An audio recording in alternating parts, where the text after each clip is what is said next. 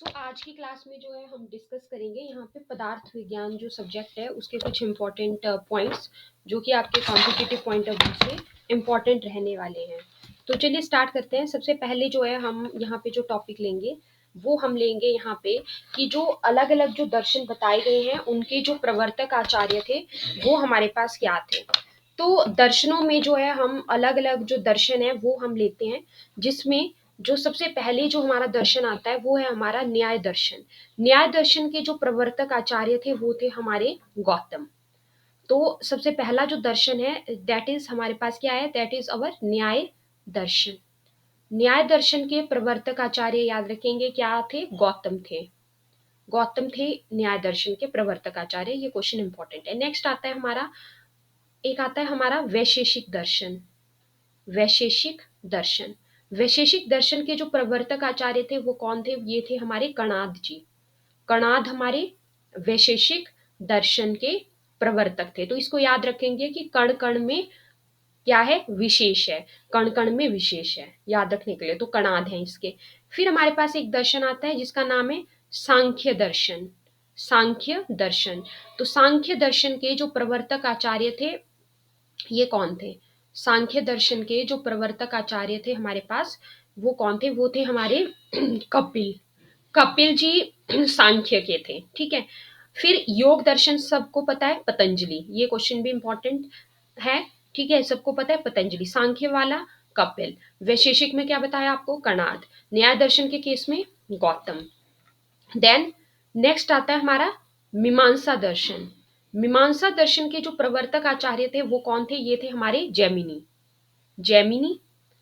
फिर आता है आपका दैट इज वेदांत। वेदांत के हम याद रखेंगे, वेदांत के वी से याद रखेंगे वेद व्यास, ठीक है। वेदांत के वी से क्या याद रखेंगे, वेद व्यास। तो एक बार रिवाइज कर लेते हैं। आपको बताया न्याय दर्शन के प्रवर्तक आचार्य कौन है, गौतम है। वैशेषिक दर्शन के कौन है, कणाद हैं। सांख्य दर्शन के कपिल हैं, ठीक है, सांख्य दर्शन के कपिल हैं। योग के पतंजलि हैं।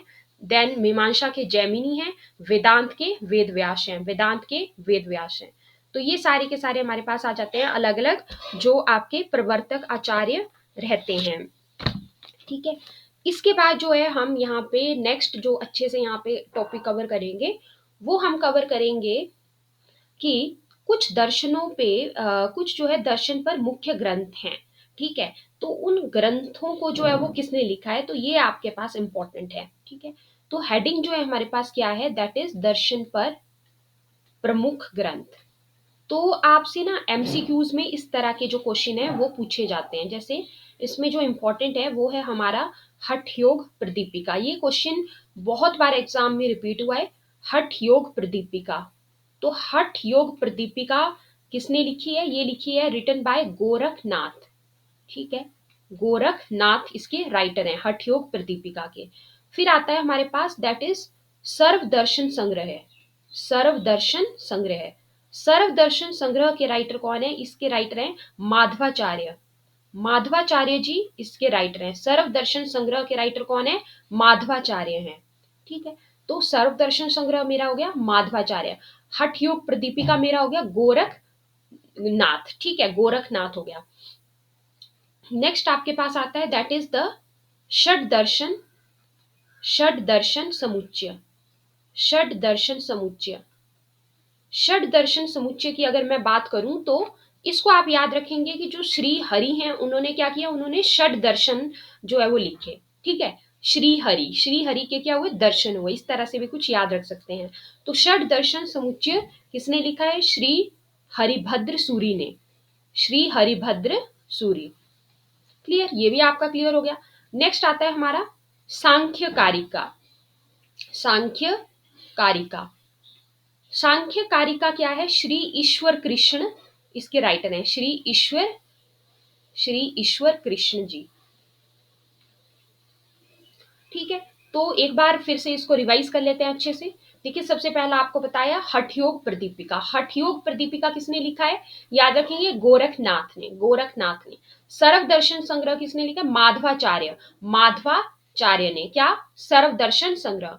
षड दर्शन समुच्चय, तो इसको याद रखेंगे 6 दर्शन किसने किए, हरि ने किए, हरिभद्र ने किए, तो श्री हरिभद्र सूरी ने। देन सांख्यकारिका श्री ईश्वर कृष्ण, श्री ईश्वर कृष्ण।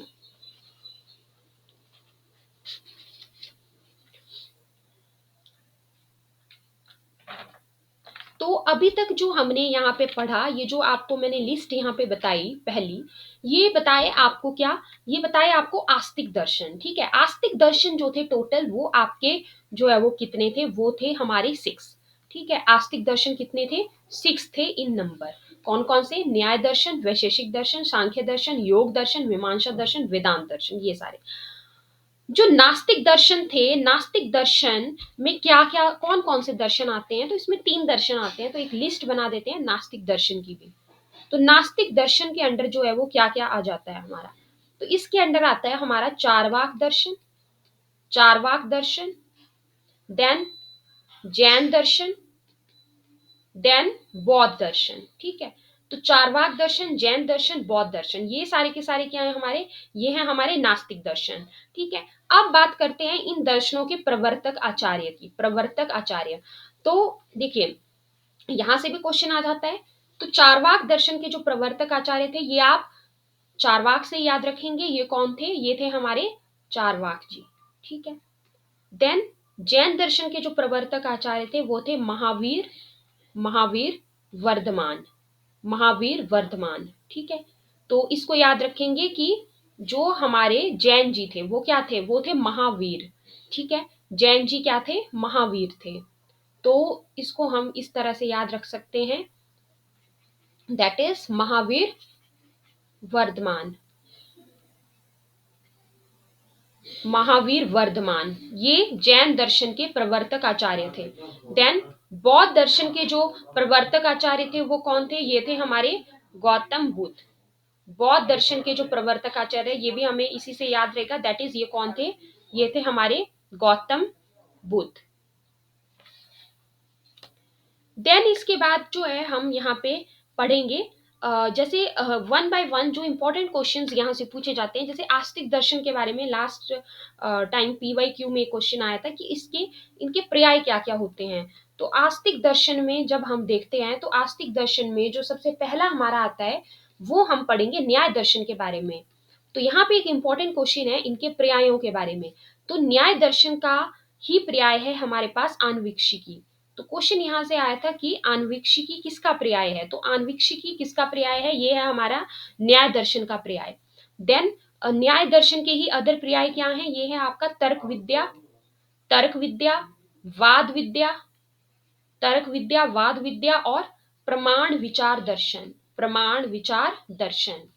तो ये सारे के सारे किसके पर्याय हैं, ये हैं न्याय दर्शन के पर्याय। हम इसको कैसे याद रखेंगे, देखिए न्याय कहाँ होता है, कोर्ट में। तो कोर्ट में क्या होता है, तर्क वितर्क होता है, तो इससे याद रहेगा तर्क विद्या। क्या होता है कोर्ट में, वाद विवाद होता है, तो वाद विद्या से याद रहेगा। देन उसके बाद विचार किया जाता है, तो यहाँ पे प्रमाण विचार दर्शन, ये किसका पर्याय है, न्याय दर्शन का पर्याय है। न्याय दर्शन का प्रवर्तक, न्याय दर्शन के प्रवर्तक के बारे में आपको ऑलरेडी मैंने बताया था, दैट इज कौन है इसके प्रवर्तक, गौतम है। तो एक क्वेश्चन यहां से ये बन जाता है, इसके प्रवर्तक कौन है, गौतम है। देन उसके बाद आता है हमारा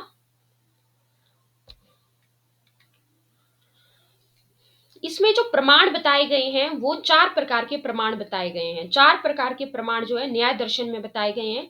कौन कौन से प्रमाण है, प्रत्यक्ष प्रमाण है आपका, प्रत्यक्ष है, अनुमान है, अनुमान प्रमाण है, और आपका उपमान है, और आपका शब्द प्रमाण है, शब्द प्रमाण है। तो इसमें 4 प्रकार के प्रमाण है, प्रत्यक्ष, अनुमान, उपमान और शब्द प्रमाण। ठीक है, तो 4 प्रकार के प्रमाणों का वर्णन जो है वो इसमें आता है, प्रत्यक्ष प्रमाण, अनुमान प्रमाण, उपमान प्रमाण और शब्द प्रमाण का वर्णन इसमें आता है।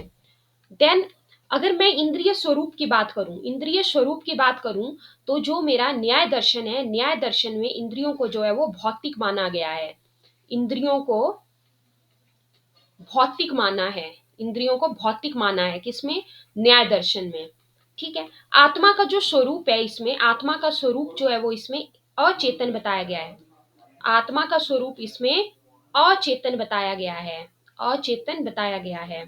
ठीक है, अब ये कौन से वाद को मानता है, तो ये मानता है हमारा न्याय दर्शन असत्कार्यवाद को, असत्कार्यवाद वाद, पहला हो जाता है हमारा असत्कार्यवाद या आरंभवाद, आरंभवाद या पीठरपाक को, पीठरपाक, पीठरपाकवाद। तो क्या क्या मानता है? असत्कार्यवाद, आरंभवाद और पीठरपाक, पीठरपाकवाद।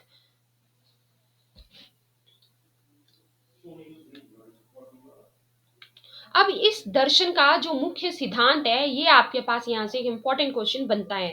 ठीक है, इस दर्शन का जो मुख्य सिद्धांत है, तो इस दर्शन का जो मुख्य सिद्धांत है, प्रमाण तो आपको बता दिए कौन कौन से हैं, प्रत्यक्ष है, अनुमान है और उपमान है और शब्द है। मुख्य सिद्धांत क्या है इस दर्शन का? तो वो है प्रमाण, प्रमाणई, प्रमाणई अर्थ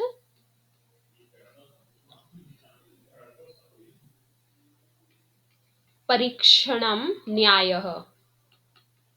ठीक है, तो ये आपको याद रखना है। अगर आपसे पूछा जाए कि प्रमाणैर अर्थ परीक्षणम न्यायः, प्रमाणैर अर्थ परीक्षणम न्यायः, इसको और क्लियरली लिख देते हैं।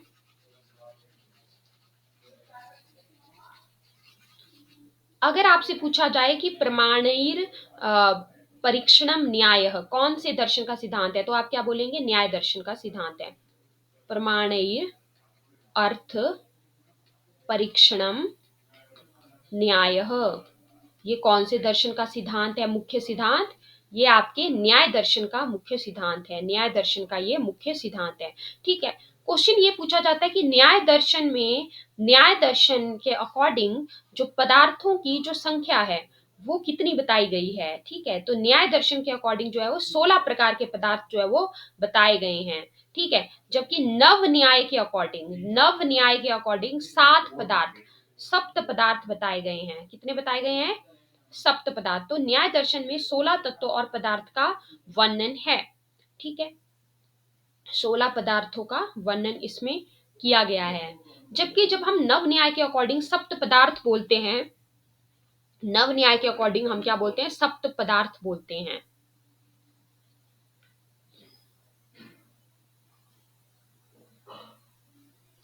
ठीक है, सृष्टि उत्पत्ति में जो समवायी कारण बताया गया है वो परमाणु बताया गया है। ठीक है, निमित्त कारण जो है ईश्वर को बताया गया है। तो ये पॉइंट्स में इंपॉर्टेंट है। सृष्टि उत्पत्ति में समवायी कारण परमाणु को और निमित्त कारण जो है वो ईश्वर को बताया गया है, निमित्त कारण ईश्वर को बताया गया है। तो इस लेक्चर में हमने एक दर्शन जो है यहाँ पे कंप्लीट किया, न्याय दर्शन। नेक्स्ट जो वीडियोस आपके पास आएंगे उसमें हम वैशेषिक दर्शन के इंपॉर्टेंट पॉइंट्स, देन सांख्य दर्शन के, योग दर्शन, ठीक है, मीमांसा दर्शन, तो ये सारा हम एक ही वीडियो में जो है वो सम अप करेंगे। Right, thank you so much.